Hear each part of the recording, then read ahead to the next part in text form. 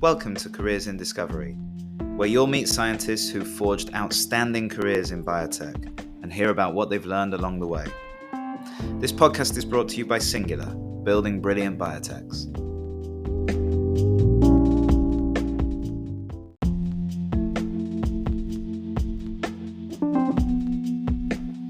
Dan Williams is the CEO of SynaptixBio, a company dedicated to developing life-saving therapies for severe leukodystrophies. Dan joined us to talk about the challenges of building a company around an ultra-rare disease, why exposure to an executive team is critical for career development, and what really makes early-stage biotech companies successful. This week on Careers in Discovery, I am really pleased to be joined by Dan Williams of SynaptixBio. Dan, welcome to the show. Hi, thank you for having me here. Absolutely, great to see you. And I'm really looking forward, Dan, to talking more about your career and more about your journey through the biotech sector. From what I've seen so far, it's been an interesting one, and I'm sure there's more stories to tell. But we always start out by talking a bit about what you're up to now. So really interested to learn more about SynaptixBio and the work you're doing around treating leukodystrophies and where you're at with it all. Sure, yeah. So we founded SynaptixBio in April 2021, which makes us just over 2.5 years now. Mm-hmm. We are a virtual company. We are functioning as one full-time, which is myself, and 2 part-time employees. And we function to manage the science to develop a therapy for a particular type of leukodystrophy called type 4A leukodystrophy. Okay. I'll come back to leukodystrophy in just a second and the actual disease, but the company was founded by myself, Michelle Tang, who is the CSO of the company, also one of the directors, Ben Jacobson and Nick Cross, and it was based on the I suppose the best way to go into this is Michelle Tang is a parent of a patient. I see. Okay. And a number of years ago, she set up a foundation, a charity, to try and raise money for research. And it was through the working out how to raise the money to be able to do the research and provide the universities with sufficient funds to move things forward that the conversation came up about how do you raise large amounts of money to get into clinic. Right. And the way to really do that is to do it through a company.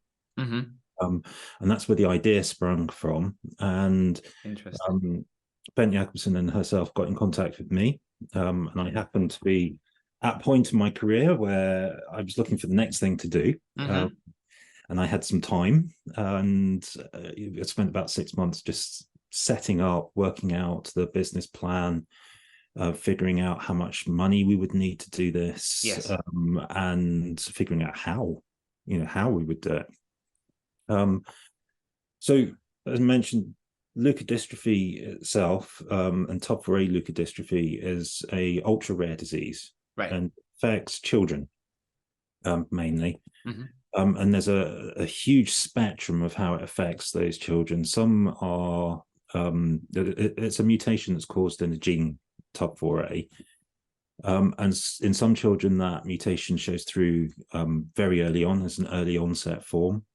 And in some children, there's a later onset form where the children develop normally and progress normally up until a certain point, and then they start to show the disease coming in. And then with that, they start to have problems with movement, usually noticed through changes in their gait. And this then progresses on into problems with swallowing, problems with sitting, and eventually it can progress to become really very serious and lead into an early death for those children. A lot of them don't make it, past late teenage years and into adulthood.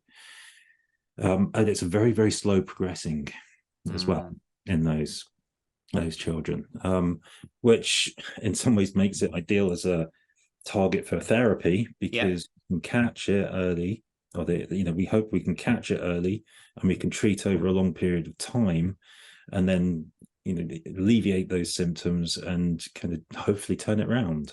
Yes. Yeah. That's the aim.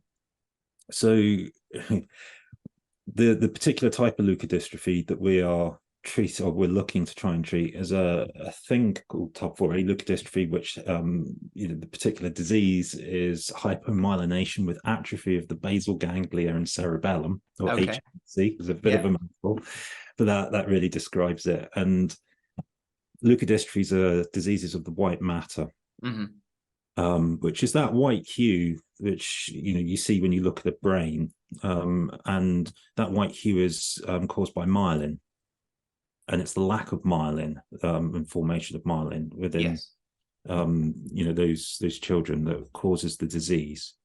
And without myelin, you don't get proper signaling of the nerves, which then leads to these problems, like movement, like development, etc. Yes, I see. Okay. Yeah. And where Michelle kind of picked this up was she was talking to a number of doctors and a number of researchers. She herself is a scientist, and had been talking with Professor Vandiver across to the Children's Hospital in Philadelphia, who's doing some fantastic work, both as a doctor with the children, yes, and also in her research labs. And it was a case of trying to get those, the research continued to keep on going. And, that's where we set the company up. Right. We brought money in through our first round, our seed investment, and threw that money back out for the research to continue. And eventually we found a molecule, a thing called an antisense oligonucleotide, which in cell systems works to knock down the mutation and knock down the gene. And in mouse models of the disease also knocked down and got rid of all those symptoms within the mouse model. So where we are now is we're moving that forward as quickly as we possibly can. We're very, very motivated to do this because we are very, very close to people with the disease. And we're moving now through preclinical, and we're trying to get that molecule through manufacturing. Yes. And through toxicology testing. We're having lots of discussions with regulatory bodies to move it forward. We've picked up already a few things that will help us in the future as we move forward. Things like rare pediatrics designation from the FDA. I see. Yeah. And orphan drugs designation. And we're really moving as fast as we possibly can towards the clinic. Yes. The aim of trying to get some of these children onto a clinical trial and see where we get to as soon as possible. No, absolutely. And that is rapid progress given the relatively short space of time you've been running in. So that's great to see. I mean, it's been very useful having things like the animal models were already developed that we could tap into, so we could see how the disease works, although it is an animal model and doesn't work with the human version of the therapy. But yeah, of course, as I say, we're trying to move this as quickly as we possibly can, because the children that we already know don't have huge amounts of time. No, of course, get them onto studies. But we're also trying to build a therapy to treat everyone with the disease in the future as well. Yeah, it makes sense. And I suppose, as you say, it's an ultra rare condition, and I suppose that presents some unique challenges in several areas, right? In terms of fundraising, in terms of, I would imagine, starting from a relatively not low point, but a relatively sort of sparse point from a research point of view, given the difficulty of fundraising. What have been the things that you've had to do to build the company around such a rare disease that have been a bit different? So I think the very, very first thing that I did when I looked at trying to build a therapy for this disease is I tried to think ahead as far as I possibly could, and start to think about what exactly would the market be. Okay. Yes. I did a lot of research into the numbers of patients that were published as being out there and the numbers of patients that people really thought had the disease, and then starting to talk to doctors about how many patients they were seeing to estimate what that market amount, market would be. And of course, from there, you start to work out what potentially the revenue would be. Yes. And then work backwards into how much it costs to develop, how much it costs to market, etc. And you have to do that to really present that to investors, because they'll just see ultra rare. And quite often I found when I was out talking to investors and presenting to them, quite often a lot of people say, well, it's a rare disease or it's an ultra rare disease. There's not going to be any market in this at the end of the day. Right. Okay. What's your exit strategy? How do we get our return on investments? Those questions would keep on coming up. And to be fair, a lot of investors, looked into it and said, well, actually, there's not enough data on prevalence, or, come back to us when there is more data, or they would just turn us down and say, actually, there's not enough patients out there. We fully believe that actually there are enough patients out there. Yeah. And one of the reasons we believe that is we can do the research into the numbers, we can get an idea of how many there are and build up what our revenue would be.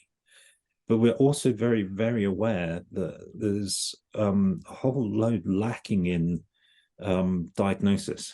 Yes. Yeah. Okay. Very difficult to diagnosis. And there's a number of other diseases that patients with this disease seem to get diagnosed with, and it's only when they're sequenced that you actually really know what those patients have. And once I'd built that picture up, I was able to go out and start really presenting and trying to raise money for this. Yes. And it took a while. Our first investor was fantastic. He came on board and got us going, which is brilliant. The next round of investment proved to be a bit more difficult, but we've got a number of private investors that have put money into this, and they've put it in that enable us to get through our preclinical stages, and we should get into the clinic with the money that we currently have. Another thing that has actually really helped us with investors is I mentioned the rare pediatrics designation from the FDA. Right. Now that and the orphan drug designation kind of puts us into this position where we're pre-qualifying to be able to get a thing called a priority review voucher in the future. And that priority review voucher, we can either use it to take us through the marketing steps very quickly, or once we get to the point of conditional marketing approval, we can actually sell that voucher. Right, I see. Yes. So we can actually, there's a possibility at some point in the future that we'll get a good return through sale of that voucher, which of course helped us to motivate our investors towards investing in the company, because there is a potential return there provided we get everything right to that point. Yeah, which makes sense. And I suppose it's I can see as you're talking about it, Dan, that this is also, as you've said, personal to you, and you feel it's the right thing to do, and that this is a mission for you. That comes across really clearly without you having to say it, to be honest. And I guess there is then that, okay, we know this is the right thing to do. It's not a rare disease for the patients and for the families, and and obviously there's some firsthand experience of that. How do we convince people to get on board with this? And that then becomes a different question to ask, I suppose, as you're figuring these things out. One of the things that we will do once we get to clinic and we start to really build data as well is as I said, we're a virtual company. There's three of us. We're doing that to try and stay and place, put as much money and funds into the actual research and development rather than all of the other things that come with building out a big company. The overheads and salaries of it. And we use a lot of consultants to be able to do that. But there is going to be a point, when we get into the clinic and we start to really move towards market, that we will need to partner this as well. and we're building that amount of data, and we're building those arguments to try and get companies to come and be involved with us at some point in the future to help us move through. No, that makes sense. That makes sense. And so this model of the virtual biotech and very virtual in your case, has existed for a little while, but it's certainly more feasible now than it ever was before, right? With the quality of CROs, for example, and the links between academia and industry, but also just the ability to work remotely and to do the things that perhaps the pandemic accelerated. And I know in the past, Dan, and we'll talk about this a little bit, you've worked in companies that have become quite large. And so you've been in that environment. Yes. Tell us a little bit about this sort of very virtual model and what's unique in terms of challenges, benefits, that kind of stuff. What have you found with it? I mean, the benefits and the reason really behind doing it is to really, we're on a very strict budget to try and get of course. Yeah. And the benefit is that we can channel everything directly into our research, and we put most of the money goes into our research and development and to move this forward. We are currently just developing one therapeutic. We have other things that we're thinking about and will come part of the pipeline. However, doing one full-time at the moment enables us to be virtual, and it enables us to really oversee every part of the process and move this forward very quickly. But you're right, it's not without its challenges. And I think, I get involved at all levels with every we talked about funding, finance. That's new for me. That's something that I had never really done before. Yes. I am a scientist, and I get involved with the science and the research and discovery side of things. I have some experience as well with development and moving things forward into the clinic. But it is a big challenge to be able to do everything. Yes. And to factor all of those things into your day, and you're constantly changing. This morning I did CMC, for instance. Right. Okay. Yeah. A bit of IP, and then I'm sure I'll do some regulatory stuff a bit later on, and then back into finance. Yeah, that's how my day tends to go. I jump between all of these things. We are using consultants, yes, to help move us forward, and there's two reasons behind that. One is that we don't want to bring the employees into the company unless we really need to, which means that we can take on consultants and use them as and when we need to move things forwards, and some are used a lot more than others. But it also gives us access to the top people in these fields. And actually ASOs, leukodystrophy, is actually really quite new for me. And quite complex. For 3 years, and it is complex, but we have access to people that do it. And we use CROs and labs that have a lot of experience, and we also use the contract manufacturing organizations that have a lot of experience in these areas as well. And while one person might point us in one direction, we can check on that with other consultants, and we can move things forward in the best way by doing that. I think the challenge really comes is that we are very reliant on those. We try and put the backups in place, but we are really reliant. And as a virtual company, you have to be. We haven't kind of grown our own development group internally, for instance, who can go and do the work themselves and then pass it out. We need to get other companies to do our process development. We check it, we make sure it's going in the right direction, but are reliant on them doing the work. Which then brings in other controls that we need to have in place. Yeah, of course, of course. Yeah. But as you say, having access to those real experts and those real sort of leading thinkers in the field, it Yeah. would be very difficult to hire some of those people, I It imagine, for is. any company. You're absolutely right. Yeah, yeah, interesting. Mhm. So Dan, I'm really interested as well to talk about your journey to this point and your career to date, which is what we're here to talk about. Yeah. Um, we tend to go right back to the beginning. So I'm Okay. really interested, first of all, in for you, Dan, why science, why drug development, why this career, do you think, for you? Okay. Yeah. Okay. Science, I think I have a very analytical brain, I think. Hmm. um I am very curious about things, and quite motivated, but also very analytical. And I think my brain really lent me towards sciences. I did Yes. science throughout my GCSEs and my A levels, of course, through my degree, and particularly biology, and Hmm. chemistry. At school, I was always interested, and always I wouldn't say I was a particularly booky person, but I would Right. say read things around biology, and around the subject, and it was one of the big things that really interested me. Yes.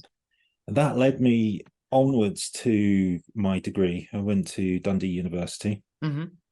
Um, and for my degree, I did biology, no, I did biochemistry and physiology. Yes, I see. Um, and they were the two things that because I could have done one or the other, they were the two things that really, really interested me. Mm. I do like chemistry, I do like biology, they seem to fit very well. And, that really fits with the whole micro level learning, what's going on in cells, what's Yes. going on with the processes and pathways. And I did physiology because actually what's going on in the body really interested me as well, and they fitted very well together. Hmm. And I also think that, right from the very start, I went in and started doing a broad range of things, and actually that set me up completely for my career later on, Right. because I wasn't just doing one subject, becoming a complete specialist in that one subject. In my degree, I was doing, the two things, the joint honours. Within my PhD, there were numerous different areas that I covered. And then as I went into my career, I kind of ended up doing most things all the way Right. through. So I finished my joint, joint degree at Dundee, and started to think, what do scientists do? How do you become a scientist? And Hmm. really, it was, there was only one path that I thought that I could take, and Yes. that was, I need to go and get myself a PhD.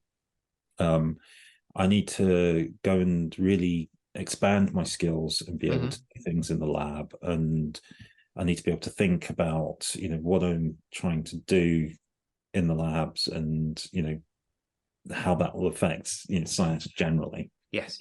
And I went straight into a PhD. Did my exams early in the year, started my PhD almost straight away afterwards. Right. um, and walked through the 3 years, again at Dundee University. Hmm. um, Interestingly, my PhD, it was in Drosophila. It Okay. started out looking at genetics, ended up looking at biochemistry, Yeah. Okay. and was in the Department of Physiology.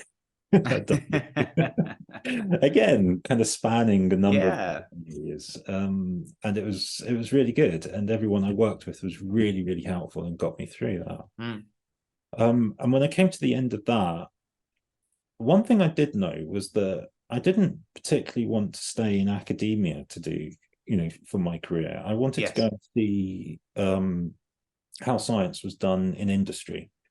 Um, and I also knew at that point that I didn't really want to go into big pharma as Hmm. well. So I started to look around for um, jobs that I could go to, that were in new companies, startup companies, as Yeah. a I see. scientist at the bench. And I found one, within a company called Avidex back in 2001. Yes. And started at the bench in Avidex in kind of a cell biology group at the time. And I completely enjoyed it. It was great. It's, really starting to, I was learning a new subject. So I moved then towards immunology and oncology. I was doing things that I had experience doing during my PhD, but applying it in a different way. Right. And I did really enjoy that. And I did about a year doing that. And then I started to get to a point where other opportunities started to open up. And I went back to that whole thing about learning about everything. And all of a sudden it clicked that I'm in a new company, a startup. I'm in a position that I could potentially learn about as much as I can from that company. And I was also in a position where I could change from what I was doing to somewhere else. Yes. And I became a molecular biologist. I was doing phage display for quite a while. A big change. And I learned about doing that. Yeah, absolutely. I spent a couple of years doing that, and I went back to cell biology, but more towards the preclinical side of things. And started at that point managing a couple of scientists and running groups, and did that for a number of years. What was really, really quite brilliant for my career was that at that point I was working on molecules that would eventually go into the clinic and eventually lead molecules for the company. Now, Avidex went through some transitions and grew, and it went from being Avidex to being Medigene, a research arm, Medigene Limited. And then it moved into being two separate companies, Immunocore and Adaptimmune. Yes. Okay. Yeah, I see. So I went to Medigene and I continued doing what I was doing with the cell biology side of things. And then I moved into Immunocore. Opportunity came up with one of the molecules that I had been working on within phage display. Yes. And then within the cell biology preclinical group, the opportunity came up to move with that into a more development role. And I became a development project manager. Yeah, I see. Okay. And I started dealing with everything from manufacturing right the way through to clinical, putting all of the pieces in place for the company's first molecule to go into the clinic. Talking to clinical sites, talking to the labs that would do all of the analysis of the work, talking to the groups internally as well to make sure that everything was in the right position, planning and getting those things through, and just really moving things forward. And I got a lot of experience in development from everything from CMC to regulatory to clinical, and that really set me up for learning how to get a drug into the clinic. I see. Yeah. Okay. And that was in oncology, immunology and oncology. And I really, really enjoyed that. You can probably guess. There was everything from being involved in writing investigational brochures to contract review for manufacturing, to talking to research nurses to train them, and talking to the investigators about the actual molecule and the disease. Yeah, I see. And then an opportunity came up to jump to what was the sister company at the time. Right. Yeah. Jump across from Immunocore into Adaptimmune, and pretty much head up doing very, very similar things, but heading up the department that was involved in taking the lead, doing the development work for the lead molecule. And again, it was everything from CMC to testing, and building the group. I ended up with a group of 20 people that were able to do everything from analytical to process development through to setting up the external labs to do Yes. analysis of the samples that came out of the clinical study. Yes. So it went from learning how to do it and then executing on it to leading a group that was ending up doing Yeah, I it. see.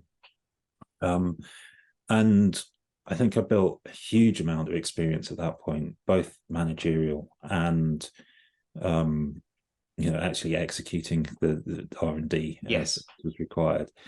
And it was at a time when the company was both really pushing to expand and pushing to become a clinical company itself in a new therapeutic area as well. They're completely different, completely new to regulators.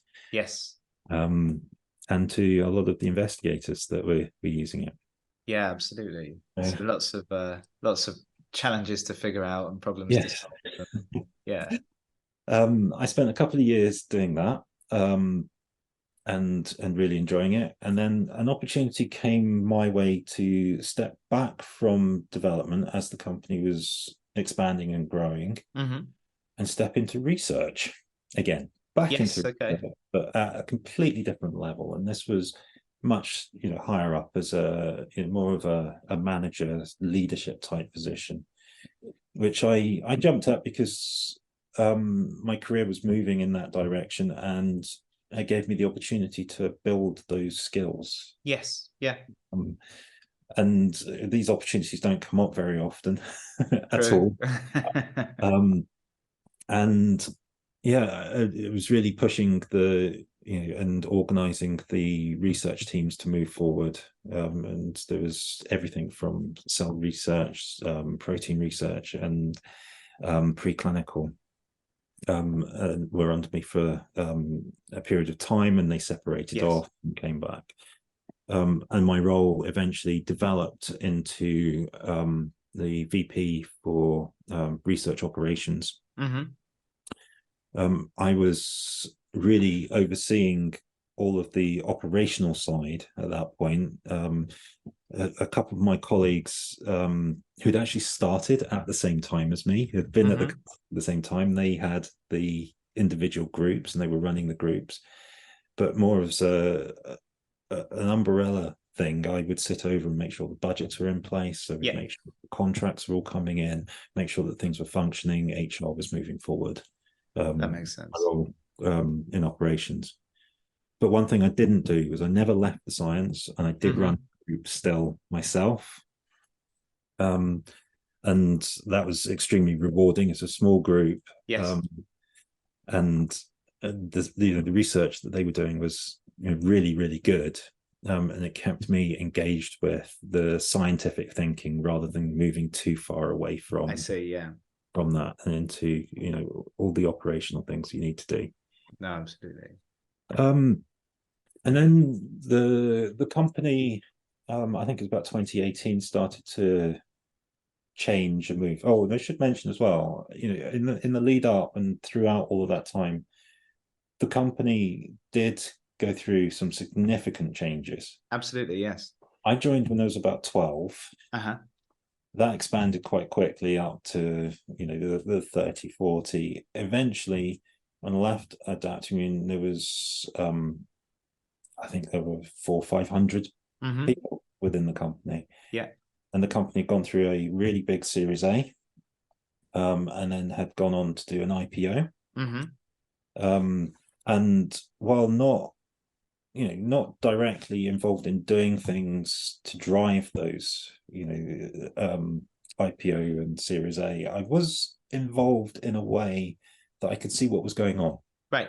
Yes. And actually, one of the things that really, really pushed my career forward and really helped me to get to where I am now was that I used to sit as the secretary to the executive team. Okay, I see. Yeah. So once a week, I would sit in those executive team meetings and I would write the minutes. I would make sure some timekeeping was going on, but most importantly, I could see what the decisions were that they were making and how they were making those decisions and what needed to be done to be able to get from where the company was to where it is, and that was extremely important. And there's no way that I could ever have got that experience anywhere, with the company. No, absolutely. Yeah. And that really helped me really understand how to drive a company forward and how to do these things. Yeah, and I suppose what a CEO of that sort of company thinks about, and the perspective that they have, and how they approach decisions and those sorts of things. So I would spend an hour with the CEO outside of those meetings, making sure the meetings are in place. But I would also have the opportunity to use that time to discuss various things within the company and what he was thinking about them, and give my opinion on them as well. And that was with the CEO. I mean, I worked with the CEO since 2001. Yes. A long time. So we knew each other quite well. And the CSO, and the now CBO of Adaptimmune. And I'd spent a lot of time working with them and talking to them, and they were tutoring me, which was fantastic. Yeah, fantastic.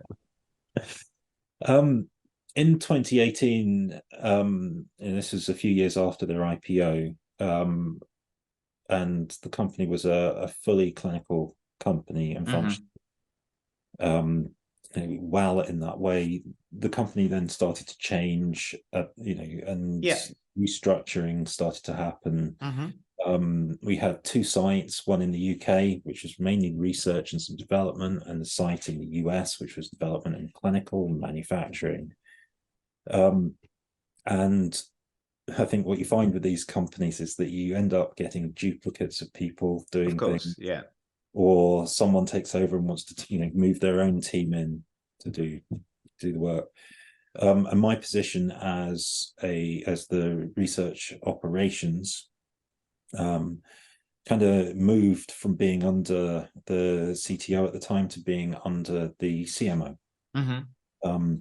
And the chief medical officer had his own team and operations team, and wanted to merge them together to bring everything in. And at that point, my job became redundant. So I moved on from Adaptimmune at that point. Yes. I took a rest for a while I was looking for a new job. And I think it's one of those things that don't usually come up very often in your career. You can't really step away and do that unless you're placed in a position to do it. And I was really pleased. I got some time with the family, start looking for something else. And I think I spent about a year. I was looking for a job. I was kind of reaching out and doing networking and things, but I wasn't. I was taking it fairly easily so that I could get a bit of a rest in. Yeah, of course. Yeah. And a position came up with a startup company. And I should say, one of the things that I started to realize was, actually, I don't want to step back into a big company. I didn't really want to do that. I thought my skills, and I was more motivated to do something with a new company, and use what I know to really drive that new company forward. And a position came up with a company in the Netherlands called Meetable, who had this fantastic idea of using basically the cell biology and science, that goes behind cell biology, and to actually take stem cells, differentiate those stem cells, and grow them into meat. I see. Okay. And when I joined the company, they were making great progress at taking those cells and differentiating them and starting to grow things. And the position that I moved into was the chief product officer. And I spent some time actually commuting back and forth on a weekly basis from the UK into the Netherlands to do this. The plan to move out there, move family out there. And one day I came back from the Netherlands one weekend, and and basically they closed down all travel because of COVID. Oh, of course. Yeah. So I started. They did that in the UK. They Yes. didn't do it quite as strictly in the Netherlands. I started to work, virtually Hmm. with them, but it was very difficult to do, because I think at that level with that newer company, you really Yeah, need of course. there and talking to everyone. But it also gave me um, another point where I could focus on what exactly do I want to do. Mm. And while the science was brilliant, the people were brilliant scientists, the idea, the management were all really, really fantastic and, able to, really drive things forward. Meat was quite different, and food industry is quite different Yes. to therapeutics. Yes. And I kind of sat and decided, actually, I want to be back doing therapeutics again. Hmm. I want to be making, I want to be in R&D. I want to be using the skills that I have to really push a drug forward. And that kind of led me to go, well, actually, this is not going to work for me. And I moved away from Meatable, and spent a couple of months looking around and talking to people. And then SynaptixBio came up. Right. And there you are. That's 20 That's years of my career. and very well summarized, Dan. Thank you. And I have lots of questions. I'm gonna pick a couple that I think are probably most Sure. useful for people. I think one of the challenges that people face when entering the biotech sector, particularly if, like you, they want to work in a smaller company, and I think you talked a little bit about kind of one of the characteristics of a smaller company being that you can get exposed to lots of things that you probably wouldn't in a bigger company, or it's easier to get that exposure. And of course, you've taken full advantage of that. Mm. But it's very hard to see, I think, particularly if you don't have that industry experience, which of these companies are actually going to be successful, which of them are going to make it, because all the science is interesting, right? But Yeah. it's hard to judge. And I'm sure there were some parts of it that were serendipitous and some parts of it that were by design. But in hindsight, I guess thinking about what was Aviadex and the journey that went on, and there are very few companies that even outside of anything else even last 20 years, biotech companies, right? Mm-hmm. Is there anything in hindsight that you look at and think, actually, this was one of the things that made it different or made it successful, or things that indicated that, do you think? So I think one of the big things that I saw through Avidex, Immunocore, and Adaptimmune, and it was that there was a level of resilience that was there within the senior managers. Mm-hmm.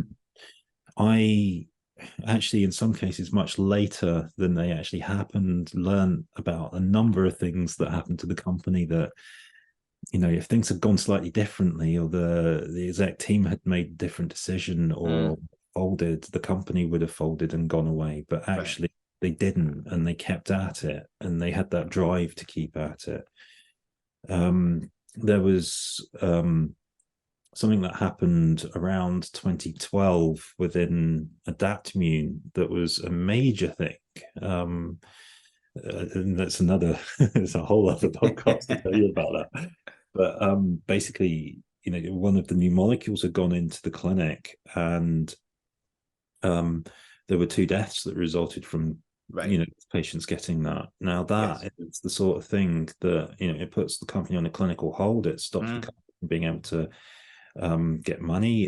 It throws the reputation out, etc. And especially when the molecule is found to be the cause of it.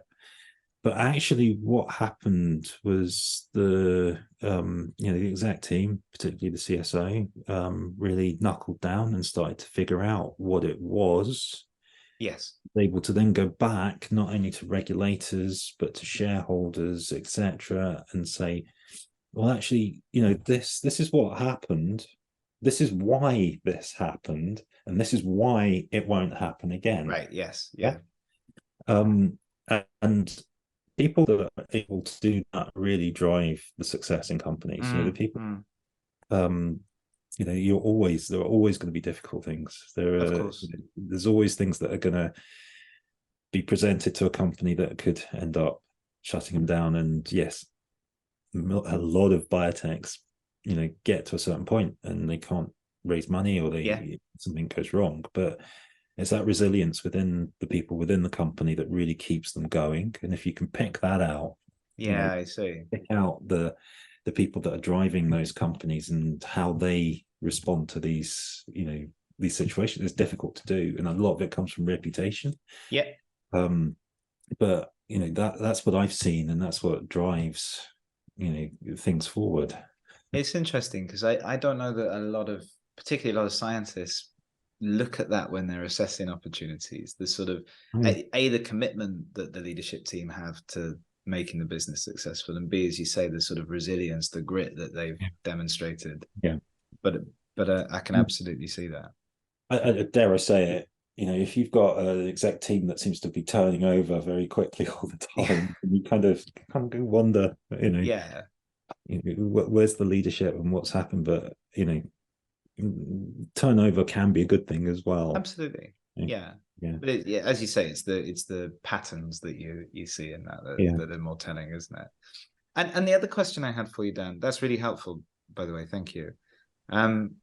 You touched on this with your when you were talking about the approach you took at SynaptixBio, but you spent a significant chunk of your career, as you say, getting into later stage development, technical operations, CMC, all that kind of stuff, and of course that's come into how you've thought about this project.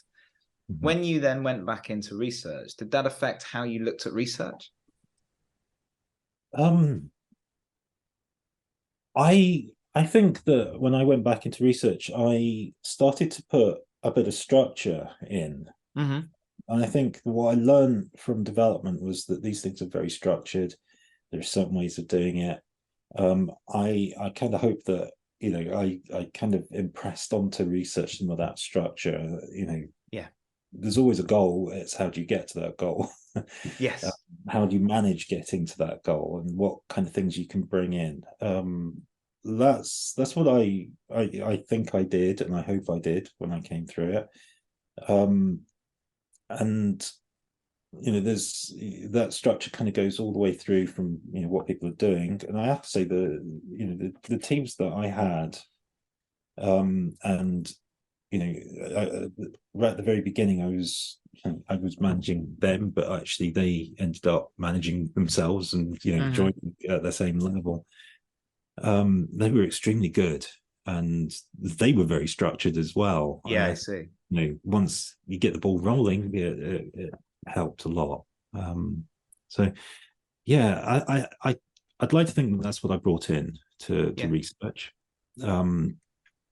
I think there was a lot of things around HR and people management as well that really came into managing a big group like that, but not necessarily coming from the development side of things. But the way the development scientists work is very structured. They work to SOPs. They make sure that things are in place.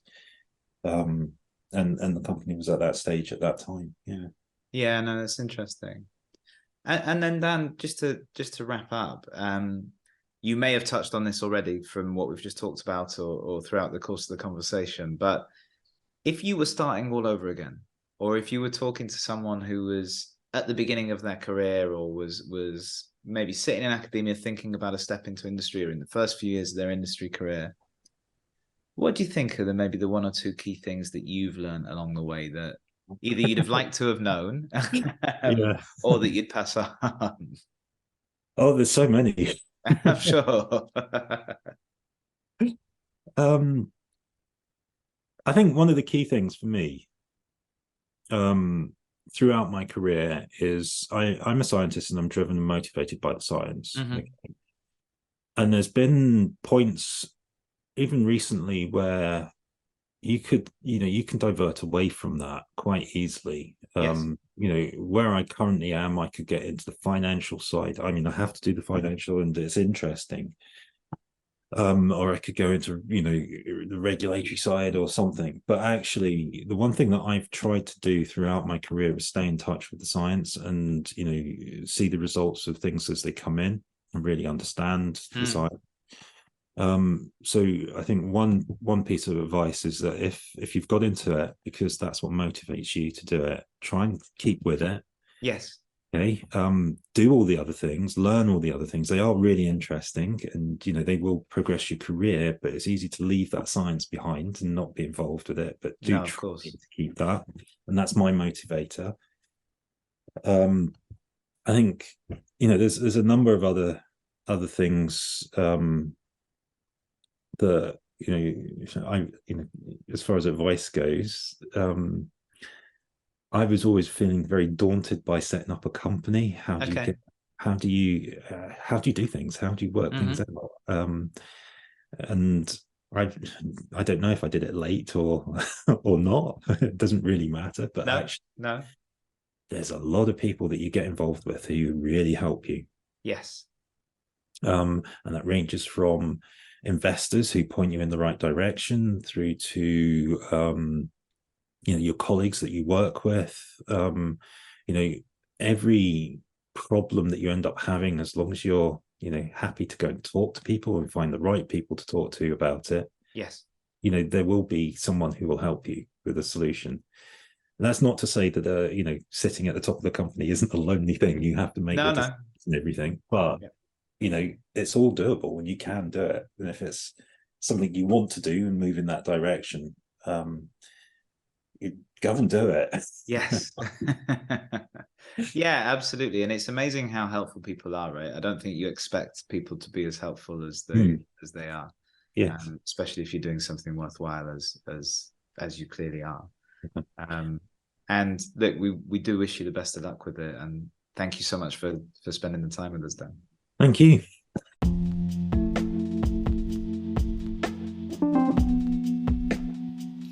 Thanks very much for listening. Careers in Discovery is sponsored by Singular, helping you to build a brilliant biotech company. Biotech leaders spend far too much time, money, and energy on hiring and people issues. Head to www.singular-biotech.com to learn how you can recruit and engage your team more effectively so you can focus on developing medicines, treating patients, and saving lives.